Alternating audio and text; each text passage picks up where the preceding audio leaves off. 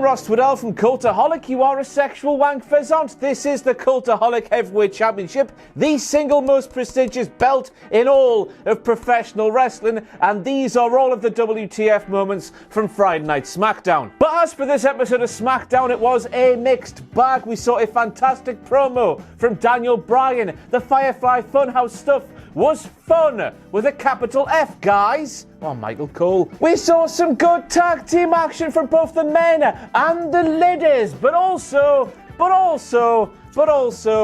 was that opening segment, wasn't there? Hit the title before I punch myself in the face, will you?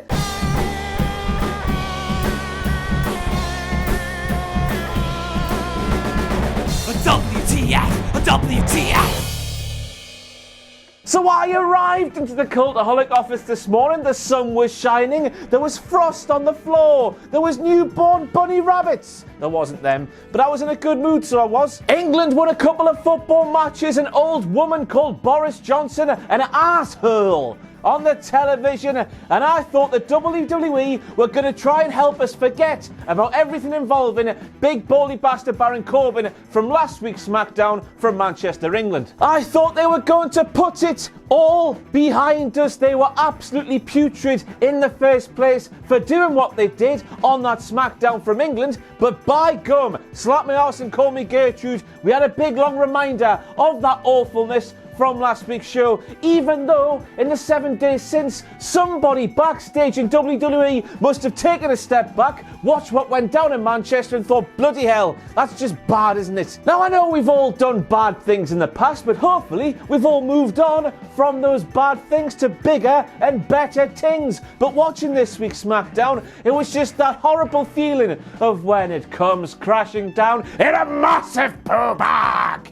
Poo's a funny word, isn't it? Person with sign? Nope. But getting him on commentary, that will do. And I know that Pat has quite literally 1 million more jobs, which means a commentary gig on the main roster in WWE probably isn't possible, but that man acts like he snorted, just in one day, the same amount of cocaine that Vince McMahon, Macho Man Randy Savage, and Hulk Hogan all bashed in the year of 1988. If anybody can do it, Pat can do it, and I hope he does. And next up, we have a direct quote from big baldy bastard Baron Corbin when he says one of the responsibilities it takes to be a king and a great leader is the ability to tell all of your loyal subjects, you what, mate? The harsh truth even when they don't want to hear it. So here we had big baldy bastard Baron Corbin calling his boss, Vince McMahon of all people, a crappy leader. And I've said that because every single thing just about big baldy bastard Baron Corbin has been involved in since the King of the Ring tournament, where he showed he's actually quite good, has been absolutely rancid. Yet Vince McMahon has stepped back, watched everything that has happened, and hasn't stepped in and told the boffins who put all that crap together, by God, it's rubbish. And then we have big baldy bastard Baron Corbin saying that squared circle, that hallowed mat of WWE, is no longer Roman Reigns' yard because it's big baldy bastard Baron Corbin's kingdom. But I'm here to say, big baldy bastard Baron Corbin, never ever forget that your kingdom is right slap bang in the middle of the queendom where the kings bow down. Pow, head but open house,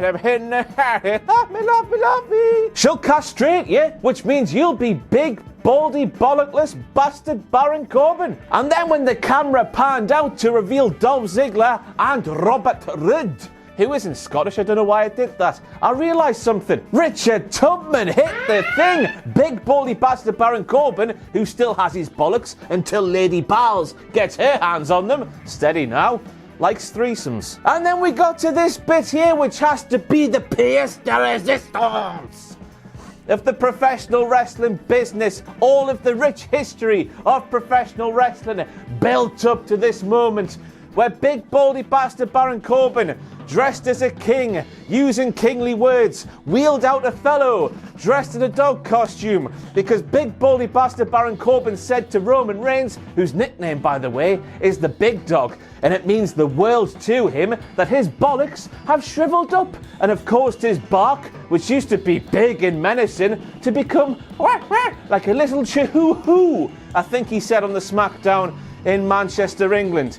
Roman Reigns cares dearly about that Baron, of course he does. But when I saw this, I remembered something that Adam Pacitti himself said on the Cultaholic Wrestling podcast last week when we were discussing big bully bastard Baron Corbin and those poobags. Poop is funny. Imagine if you had friends around to your house who did not like professional wrestling, but because it's your house and your rules, you say to your pals, I like the wrestling, we're going to sit here and watch the wrestling. You used to like it when you were young, you'll like it now, it's just the same. You would see stuff like the poop bags. You would see stuff like this, you would just be ashamed and embarrassed to say you like professional wrestling. It's outdated, it's basic, it's absolute pantomime, it's naff. It's just embarrassing to watch. And it really frustrates the piss out of me because you watch on a Wednesday night both shows, NXT, AEW, you see how great professional wrestling can be, but you watch the main roster stuff. Oh, it's just bad television. Forget about it being a bad professional wrestling show. It's just bad television, full stop. And I fully understand that Raw and Friday Night SmackDown, they are aimed at a very different audience to NXT and AEW. But the SmackDown that was on our televisions at the arse end of 2016, that was aimed at the same audience that it's aimed at now. But that was good television. 2 weeks ago, with the NXT invasion, that was aimed at the same audiences. That utter bollocks was there 2 weeks ago. Good television. This week, bad television. But back to the moment itself, and just like last week with the poo bags, this did absolutely nothing for big baldy bastard Baron Corbin or Dolph Ziggler or Bobby Roode. It just made them look like massive, I don't even know what the word is. I guess that somehow, some way, we went to watch big baldy bastard Baron Corbin, Ziggler and Roode laughing at this thing which wasn't funny and think, oh, they're just dicks them. But it didn't do that, did it? It just made you feel sorry for them, that they had to react in the way that they were told to crap like that. But just the very crux of this rivalry, Corbin called Roman Reigns a little dog with a light bark, because Roman's nickname, which Roman didn't come up with himself, it was probably Michael Cole or someone like that. I doubt Roman cares that much about not being called the big dog. What is this crap? Who the... Who cares? Now, hearing Michael Cole spunk everywhere in 2019 when he says, CM Punk, it's CM Punk, CM Punk, CM Punk, isn't he so cool, guys? Hearing Michael say that here and now in 2019 is still very weird to me, therefore WTF. And I don't care that Punk is just employed by Fox, his contract isn't with WWE. Adam didn't say that, even though I did sound like Adam. I don't know what I did there. This is the first step in rebuilding a massive bridge that was tumbled down in 2014. So let's take it and enjoy it. Who knows where it might go? It's a first step, all right? And then, after watching Heath Slater walk down that ramp, yes, hack theory, Heath Slater is inside that costume there. After watching Heath Slater walk down the ramp, bend over and shake, Michael Cole, of all people, claimed that dog was stuffed! And he really liked that fact. And I don't know about you, but if Michael Cole is not sure what a stuffed animal looks like, I would love to show him by stuffing him full of fluff, because then he couldn't talk! No doubt he would still think it was so cool, guys! But at least he wouldn't be saying that 50 times a show, Michael. And then, for some strange reason, Michael let out an audible "oh!"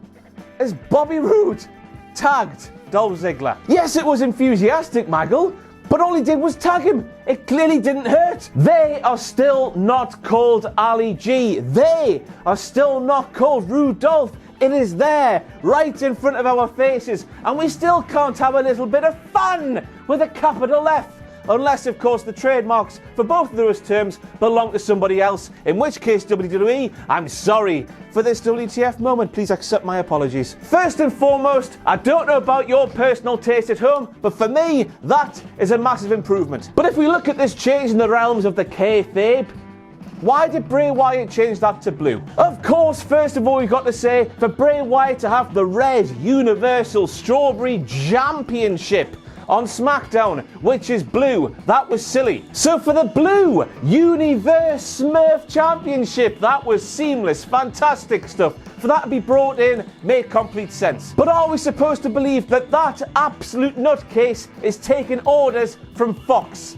Because if we are, I'm not comfortable with that. Surely, if an absolute nerd in a suit came to Bray Wyatt, Fiend or otherwise, and said, Bray, unfortunately that belt's red, that belongs on Raw. We, Fox, are blue, therefore we need you to change that title. Surely Bray would just eat him. I just hope that Bray explains why he went for blue. Because I think about things too much, me. I've got no life. And next up we have a rather sobering WTF moment in the fact that Bray Wyatt revealed his favourite television show is Miz TV and not the Firefly Fun House.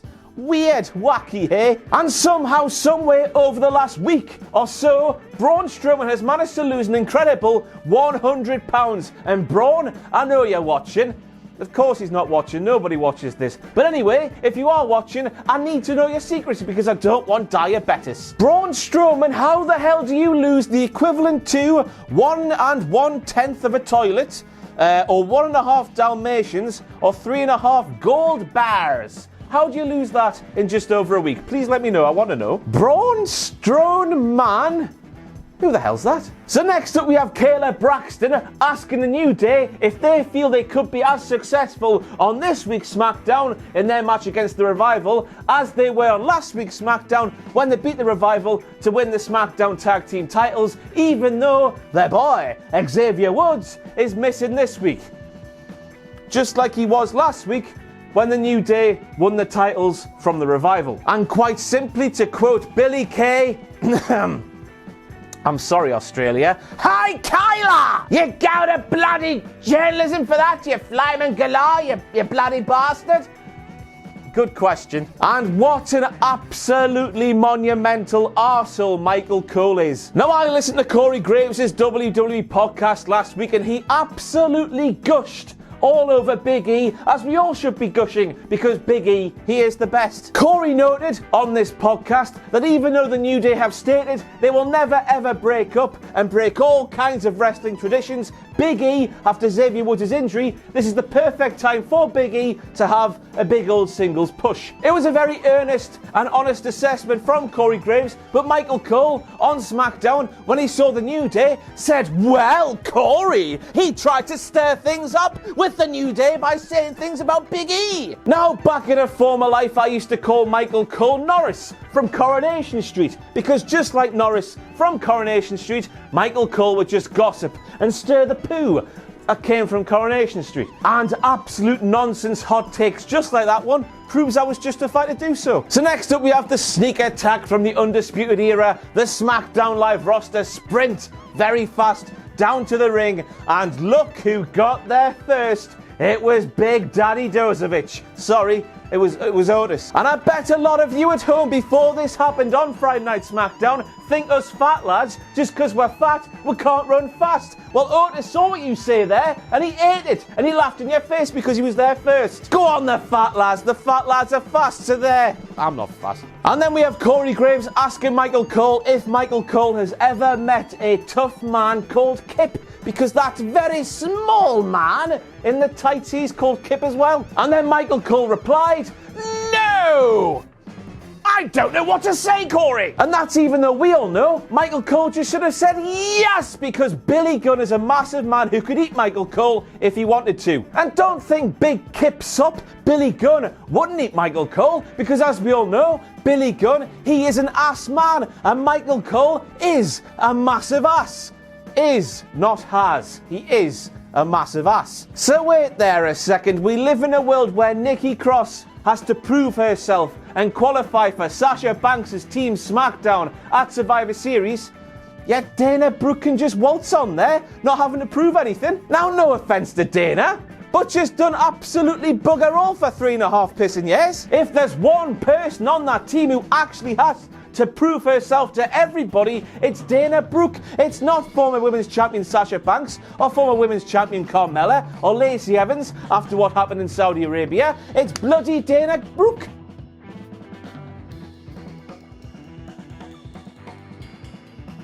Well, this was a bit mental, wasn't it? Even though these lasses here are going to War Games. War Games! But because the battle for brand supremacy is happening, they have to forget about war. War Games! War Games! War Games! Aye, they're forgetting about the war. Sorry, I got a bit carried away there. And they're working together, even though they're going to war. Thank goodness Rhea Ripley said that on Twitter after SmackDown, or I might have torn my hair out. I wouldn't have, but you know. But even still, they would have had to plan out this attack, with Bayley being forced into that corner of the crowd before the show. Shayna and Rhea working... I'm thinking about this too much. Whoa! It's been a while. Tamina train. Good. Go on. I didn't know she was on SmackDown, did you? And next up we have the moment we realised that Mia Yim was wrestling like 2 nights after she died a horrible death from the top of a ladder. The ball's on her. Me and Tom really did make a mess by ranking her so low in the NXT tiered video. Go and watch that video and laugh at how silly myself and Tom are. We are silly. Corey Graves, brain farting. Here is a direct quote from Corey Graves when he was hyping up Survivor Series. We will have a definitive answer as to who the brand supreme team is. And I would not have clocked this WTF moment if it wasn't for Corey himself a few seconds later saying on the air, I think I meant supreme brand team. Does that even make sense? I don't know. I heard Crown drool. I don't know about you. Mouth-watering sums of money changing hands? I guess it works. Even though what we see on those shows is as dry as the sand Hulk Hogan would give his team for a drink. His words, not mine. Now then, in the midst of that unbelievably great promo from Daniel Bryan, I found a thing. And that thing was Daniel Bryan telling The Miz that The Miz does not understand the mental instability that forces you to kick a man in the tally-whackers to win the WWE Championship. The amount of times The Miz has cheated to win down the years, Daniel Bryan. I reckon he does. Going off The Miz's first decade or so in WWE and Daniel Bryan's marriage between mental stability and cheating to win, I think The Miz needs locked up in a padded asylum cell. He's mental. And next up we have the WTF moment where you realise that with this Bray Wyatt versus Daniel Bryan feud, we have WWE using long-term storytelling and not banking on us fans forgetting things that happened 5 minutes ago. It's a welcome change. We realised this when Bray Wyatt said to Daniel Bryan, you know what you did. We do know what Daniel Bryan did. We saw it with our eyes and we remembered it with our brains. Those brains we have, WWE. Go on the WWE with this long-term storytelling. More of this, please. We are not silly people.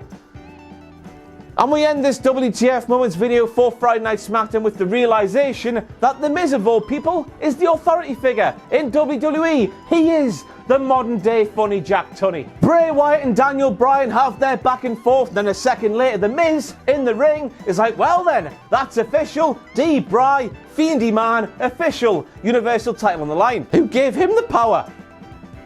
Tell me down below, I don't know. And that is it for all the WTF moments from Friday Night SmackDown, but in reality, there was only one. Big baldy bastard Baron Corbin and the utter drivel that he has written for him. Please stop it. Please. Just stop it. It's embarrassing. Thanks for watching. Let us know what you think in the comments below. You can follow us on Twitter at Cultaholic. You can find us on Facebook at facebook.com/Cultaholic. And if you enjoy what we do here at Cultaholic, you can play us to our Patreon page, patreon.com/Cultaholic. Hit subscribe and join us